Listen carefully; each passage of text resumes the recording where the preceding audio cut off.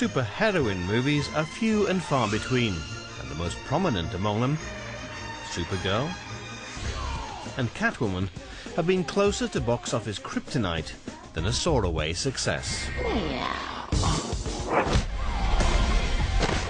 They always talk about the Trinity, Superman, Batman, and Wonder Woman, and you still haven't seen a Wonder Woman movie, ever. And she's been around almost as long as Superman. Wonder Woman is still unique because she is this female hero that isn't a sidekick, that saves the day ultimately and isn't saved herself. And we just don't have enough other female heroes like that out there. Christy Guevara Flanagan's mission for justice led her to produce a documentary on the sparsity of the superheroine. There were other women featured in comics. There were some female superheroes. But it wasn't until Wonder Woman that there was a really iconic character to capture people's imaginations, and she's one of the few to survive for almost 70 years now. Wonder Woman gained a new superpower in the 1970s, the ability to reach a global TV audience with Linda Carter's hit show. They did not think that a woman could carry a show. And, well, we proved them wrong. And made a lot of money for the network, a lot of money. I don't think women literally need to hold up a bridge, but there's ways in our lives in which women are heroes all the time, and we need to recognize that, and maybe even broaden what it means to be a hero.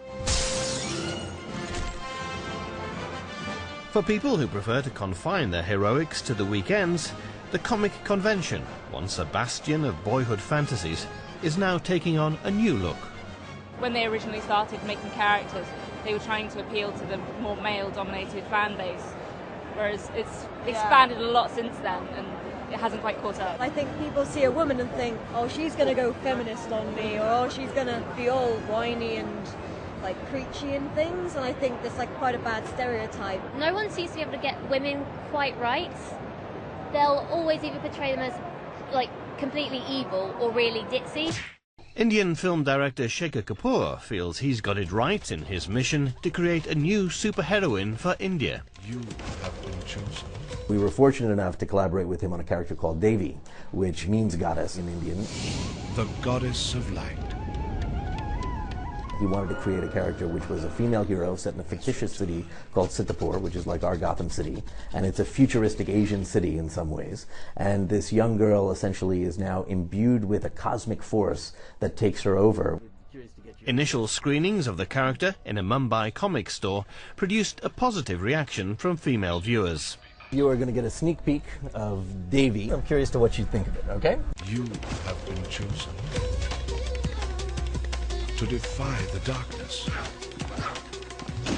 to bear the divine light.